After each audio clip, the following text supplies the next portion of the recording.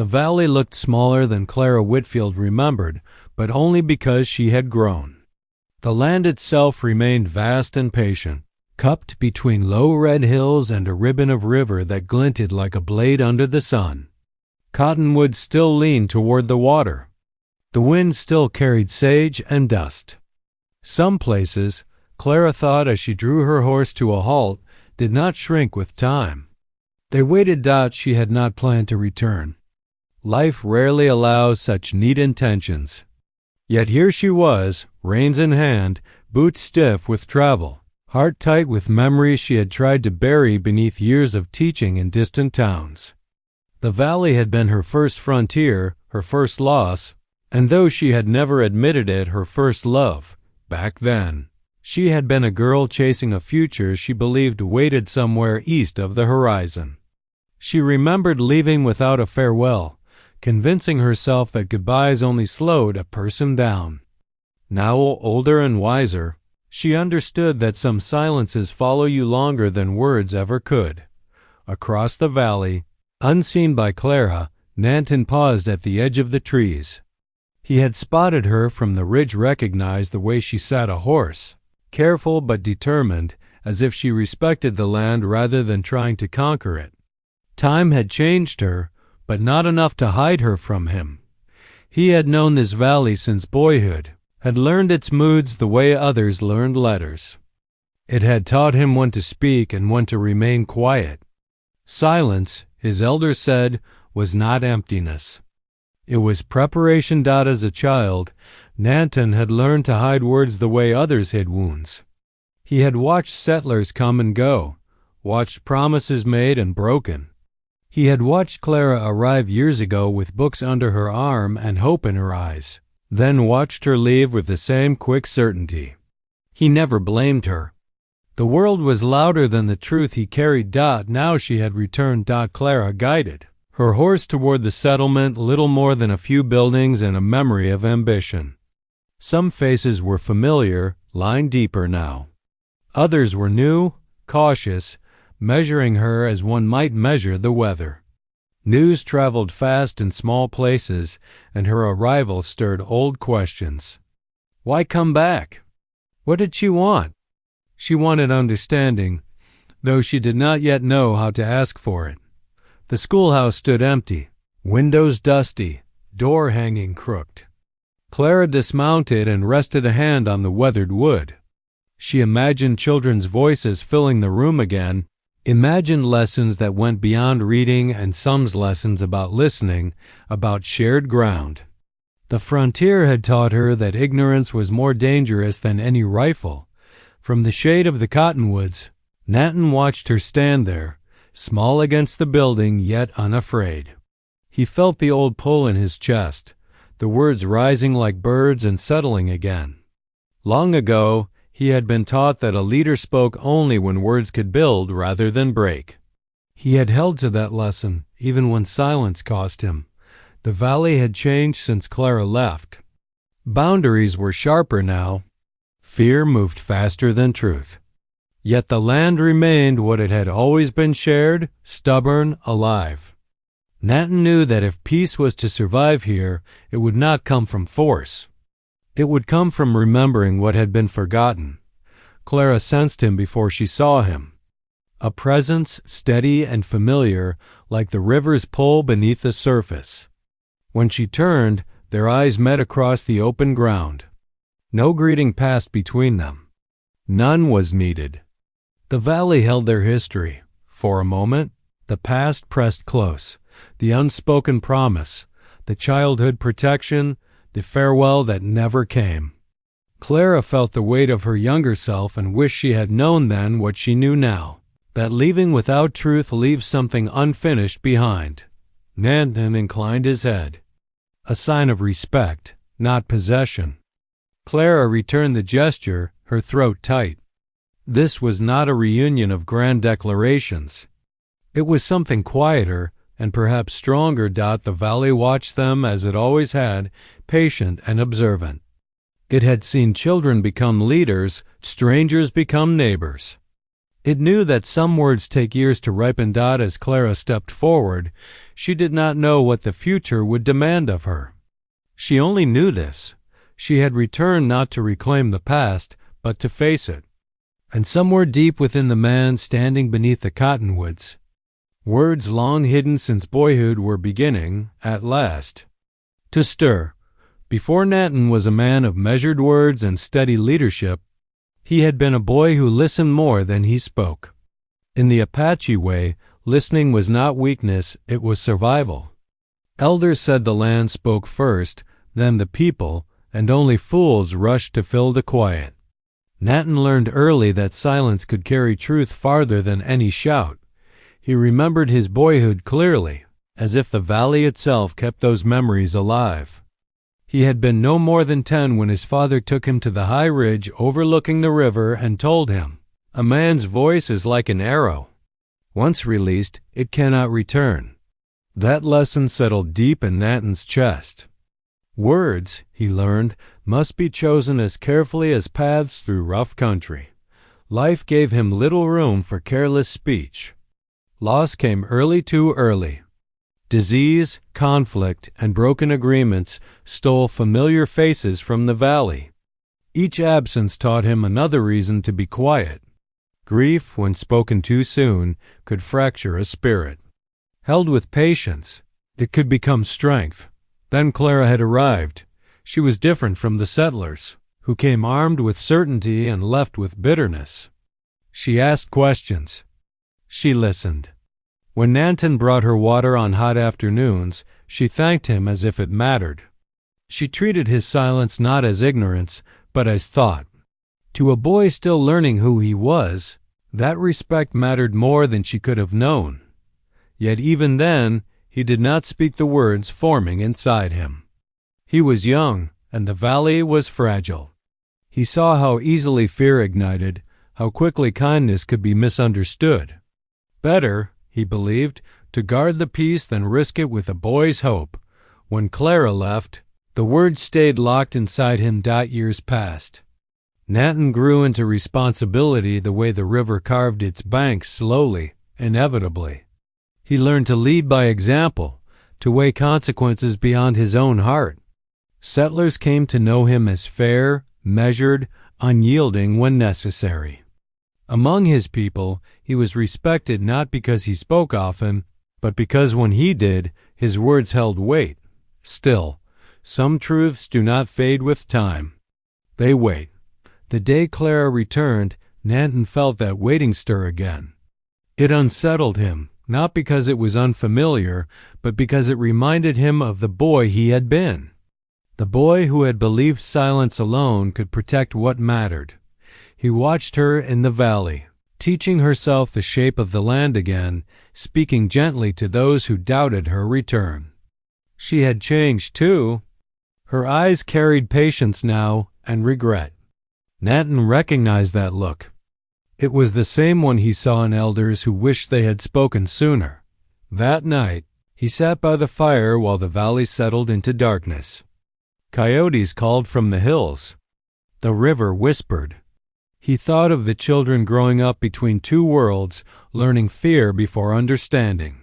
He thought of Clara standing in the empty schoolhouse, seeing possibility where others saw ruin. Silence had served him well, but had it served the valley? His father's words returned to him. A voice is an arrow. But another lesson followed, one he had learned on his own.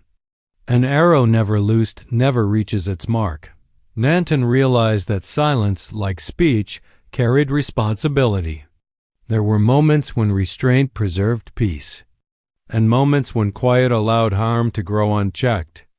The boy inside him had chosen silence out of fear of loss, fear of misunderstanding, fear of hope itself.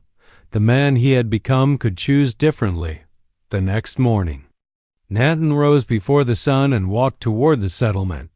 He did not yet know what he would say, only that the words could no longer remain buried.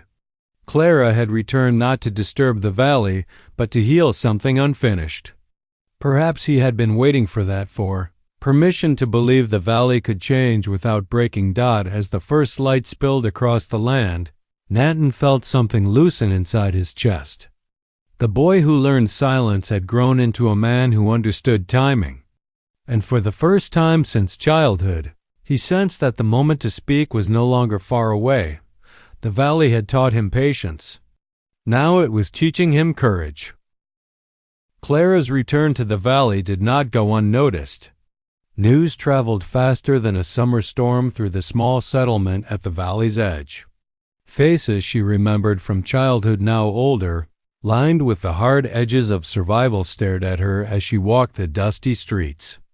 Others, newcomers with wary eyes and whispered questions, measured her as if she were both a threat and a promise. The tension in the air was tangible, hanging like a low cloud over the frontier town. The valley had always been a place of shared, uneasy peace. Apache families hunted and fished alongside settlers, but old grievances lingered. Land disputes, past betrayals, and whispered rumors had kept neighbors cautious. Clara had hoped her return would be quiet, unnoticed, but the valley had its own plans. She went straight to the old schoolhouse, a building that had once been full of laughter and learning. Its windows were dusty, the wooden door warped and crooked, but to Clara, it held the memories of possibility. The room seemed to sigh as she stepped inside, as if relieved to have someone back to restore its purpose. Clara wanted to teach again, not just reading, writing, and arithmetic, but lessons about life on the frontier, about cooperation, respect, and understanding. The children here, she knew, were the next generation of valley inhabitants, both Apache and settler alike, and she wanted to guide them to see each other as neighbors rather than strangers. But she quickly realized that knowledge alone would not be enough to heal the valley. The adults, both settlers and Apache, were wary. Some whispered about her motives, questioning why she had returned after all these years. Others feared her influence, worried that the fragile peace could be disrupted. Clara felt the weight of their skepticism pressing down on her, but she refused to be intimidated. Education had always been her weapon against ignorance, and now it was the shield she carried to protect what mattered. Meanwhile, Nanton observed from a distance, as he had always done. He noticed how the settlers hesitated in her presence and how the Apache children clung to their parents with uncertain eyes. He understood that fear was a natural reaction on both sides. They had been taught caution by necessity, but he also knew that fear, left unchecked, could become hatred. The valley had survived because some had chosen patience over impulse, restraint over aggression. Clara began her lessons quietly, starting with the children. She taught them to read, to count, and most importantly, to listen not just to her, but to each other. She encouraged them to share stories of their families, their customs, and the land they loved. Slowly, walls began to crumble. The children, curious and unburdened by old grudges, became a bridge between cultures. Through their eyes, the adults started to see possibilities beyond suspicion and fear. Nanton saw this transformation and felt a quiet admiration for Clara. She possessed a courage, different from his own courage that did not come from mastery of the land or skill with a weapon, but from a willingness to step into tension and meet it with patience and understanding. He realized that her presence was a catalyst for change, and for the first time, he began to believe that the valley could truly heal. Yet even as hope began to grow, Clara knew that true reconciliation would require more than lessons and goodwill. The adults, hardened by experience, would need guidance, and they would need to see that collaboration was not weakness but survival. The seeds she planted in the children might bloom only if the adults could overcome fear and learn to trust once more. As the sun set over the valley, painting the hills in warm gold and shadow, Clara and Nanton stood on opposite sides of the schoolyard. Both felt the weight of history pressing down on them, both aware that the valley's future depended on courage, understanding, and patience. Nanton, who had spent a lifetime learning the value of silence, sensed that the moment to act and perhaps to speak was drawing near. In that quiet, fading light, the valley seemed to hold its breath, waiting for the next step, the next word, and the promise that fear would not dictate their lives. Clara had returned not only to teach, but to remind the valley and its people that understanding and hope could grow even in the most divided of places. The stage was set. The next moves would be delicate, deliberate, and courageous. And somewhere deep inside, Nanton knew that the words he had kept since boyhood would soon need to be spoken. The valley had waited long enough. The tension in the valley grew like storm clouds over the red hills. What had begun as cautious curiosity now simmered into unease. A dispute over grazing rights and water access had flared between settlers and Apache hunters, and though no gun had yet been drawn, suspicion crackled in the air like static. Clara felt it first when she saw anxious faces, whispers halting conversations, and children pulled back from one another with hurried warnings from their parents. The valley she remembered as a place of quiet understanding seemed fragile again. Clara realized the danger immediately, words left unsaid. Misunderstandings unaddressed and old grudges had a way of turning a small spark into wildfire. She moved among the families, both Apache and settler, with calm authority, reminding them of shared resources and mutual reliance. Her voice, steady and patient, sought to sow reason where fear had begun to root. She reminded them that the river did not favor one side over the other, and the valley did not belong to only one people. Yet her words, powerful as they were, could only go so far. Nanton stood on a ridge, watching the valley shift beneath him. Every muscle in his body remembered the lessons of his boyhood. Observe, wait, and speak only when it will matter. Yet now he felt a tension in his chest that made silence unbearable. The old fears of misunderstanding returned. What if his words caused conflict instead of resolving it? What if the moment had passed, and the words he had held since childhood were now lost forever? The Apache leader himself, once a boy guided by Nanton's father, approached the edge of the settlement. He nodded to Nanton, conveying recognition of both authority and concern. The elders knew something had changed. Clara's presence had shifted the balance, and the time for quiet observation was ending. That evening, as the sun dipped behind the hills and the valley bathed in amber light, Nanton walked to the schoolhouse where Clara had gathered the children for an early lesson. He paused outside, listening to the laughter and soft chatter, a stark contrast to the tension elsewhere. The children's ease reminded him of a truth he had often overlooked. Hope can grow if tended carefully, even in the shadow of fear. Clara looked up as he entered. Their eyes met, and for a moment no words were needed. The air between them was thick with unspoken history, the weight of time, and the promise of what might be said. Nanton felt the old boy inside him stir, the boy who had learned to hold words in reserve. But the man he had become knew that some moments, once lost, could never be reclaimed. He cleared his throat. "Clara," he began, his voice low but steady, "there are truths I have carried since I was a boy. I kept them quiet because I thought it would protect everything." His eyes searched hers, seeking understanding. "But now I see that silence may cost more than words ever could." Clara stepped closer, her hand resting lightly on the worn doorframe. She listened without interrupting, giving him space to pour forth what had been bottled for so long.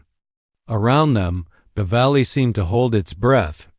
As if aware that a pivotal moment had arrived, Nanton continued, speaking of respect, of admiration, of gratitude, and of a bond that had begun long before either of them fully understood it.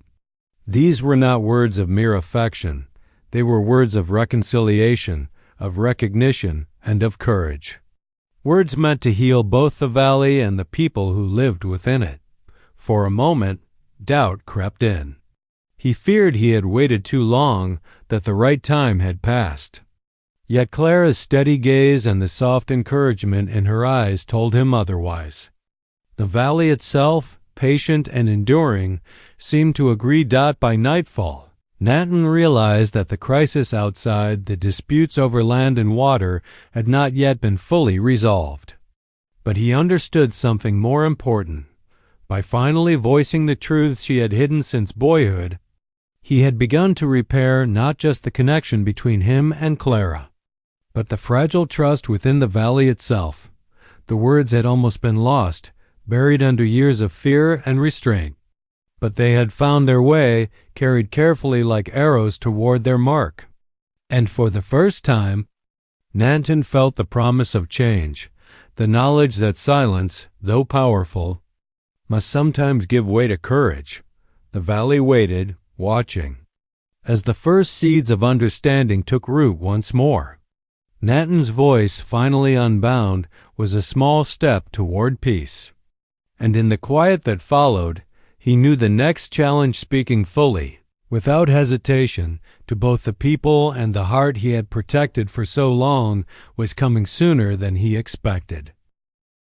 The dawn broke over the valley in soft washes of gold and rose, spilling light across the red hills and the silver ribbon of the river. Clara stood by the schoolhouse, tending to a small garden of herbs she had planted for the children's lessons. Her hands worked the soil, but her mind was elsewhere, on the tension she could feel thickening in the air. Today, she sensed, something would change. Nanton approached quietly, as he always did, his presence steady but commanding. He carried no weapons, no signs of authority, only the weight of a lifetime of restraint and the courage that comes from finally deciding that the moment for truth had arrived. Clara looked up, her breath catching ever so slightly. The valley seemed to recognize the gravity of the moment, its silence deep, as if holding its own counsel. "Nanton," Clara began softly, "the valley? It's ready. We are ready." He shook his head gently. "It is not the valley alone. It is us. I have held these words too long, since I was a boy. I believe that silence would protect the land, the people, even you. But now I know that silence has only delayed what must be said." Clara's gaze did not waver. She had waited years for this, the moment when the boy who had watched her leave would finally stand as the man he had become and speak what had been hidden in his heart. Nanton inhaled slowly, feeling the wind carry the scent of sage and earth, the very essence of the valley that had shaped him. Then, with steady courage, he began. "I have watched over this valley since I was a boy," he said, "and I have kept my voice silent, thinking it would keep peace, thinking it would keep you safe. But I see now that what I held back was not only fear, it was hope and love, and the truth that we are stronger together than apart." Clara's eyes glistened, not with tears of sadness, but of recognition. She knew that these words were not just confessions.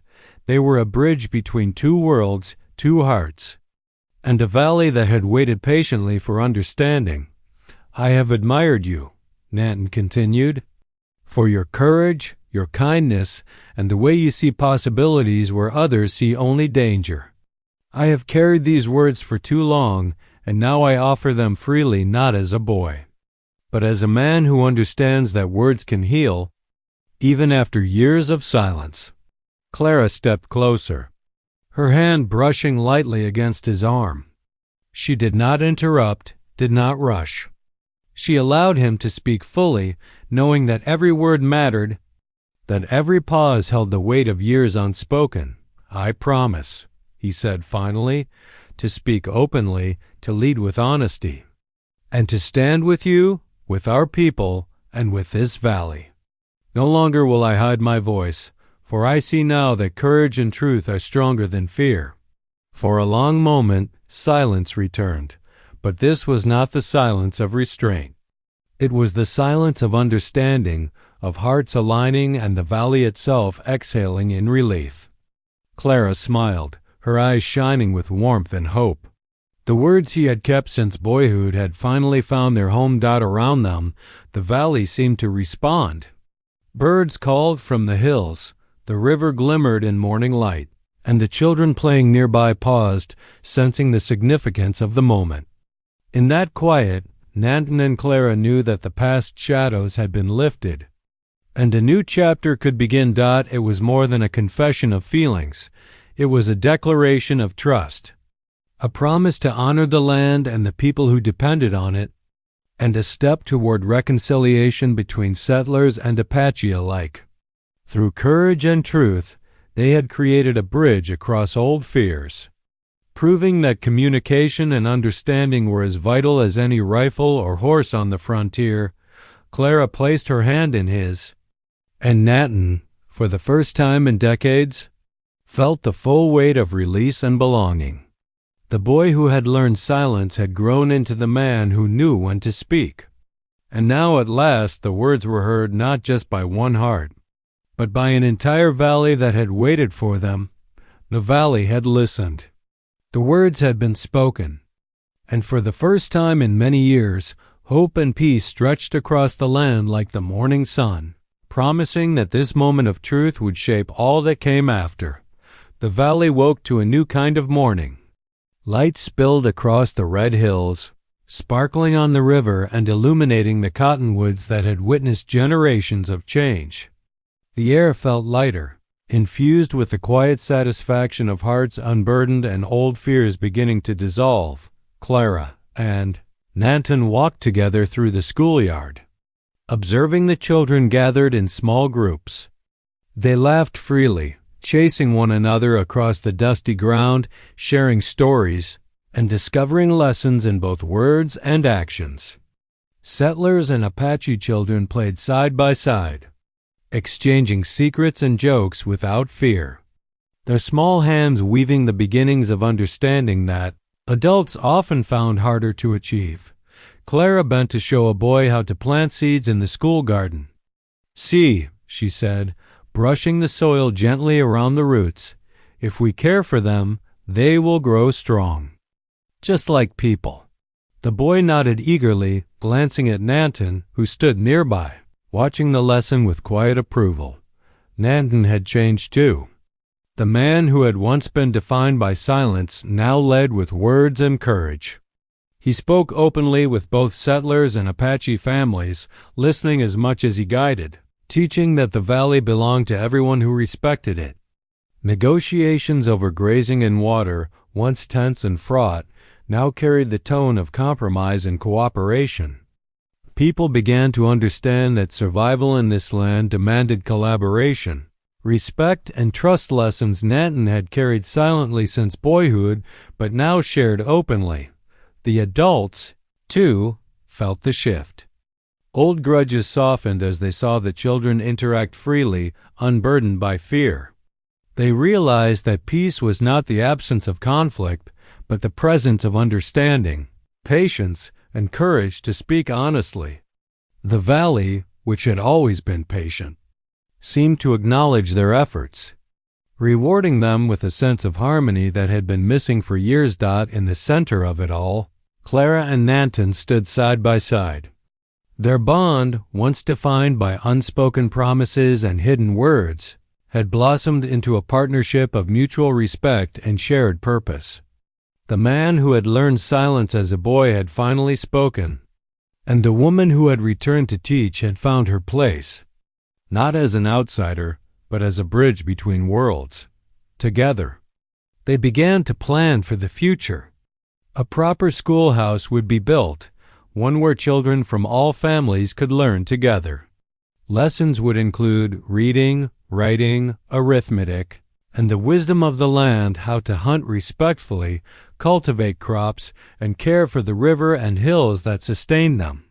Clara and Nanton envisioned a community where knowledge, compassion, and communication were as valued as survival skills, a place where education could prevent misunderstandings that once threatened the valley. As the sun climbed higher, families gathered for a simple celebration. Food was shared, laughter echoed across the hills, and for the first time in a long time, the valley felt whole. The once hidden words between Clara and Nanton had not only bridged their hearts, but had begun to mend the fractured spirit of the community itself. Nanton turned to Clara, his eyes reflecting both the joy of the present and the lessons of the past. "The valley has always tested us," he said softly. "It teaches patience, courage, and respect. But it also reminds us that hope, when spoken and shared, can change everything." Clara smiled, resting her hand on his arm. "And love, when spoken at the right time, can guide an entire valley," she replied. They stood together, observing the children chasing one another, settlers and Apache alike working side by side, and the river sparkling in the sunlight. The valley, resilient and enduring, had witnessed countless seasons, storms, and struggles. Now it bore witness to something even rarer: reconciliation, understanding, and the power of spoken truth. The day stretched onward, filled with warmth, laughter, and promise. The lessons of patience, communication, and courage would continue, carried forward by the next generation. Clara and Nanton knew that life in the valley would never be without challenges. But they also understood that with honesty, respect, and love, the community could thrive together. The boy who had learned silence had become a man who knew the value of speaking, and the girl who had returned had brought hope, guidance, and the courage to face old fears. Together they had created not just a home, but a valley at peace, a place where words, actions, and hearts aligned, promising a future rich with understanding, education, and enduring love. And so the valley that had never forgotten welcomed them both fully at last.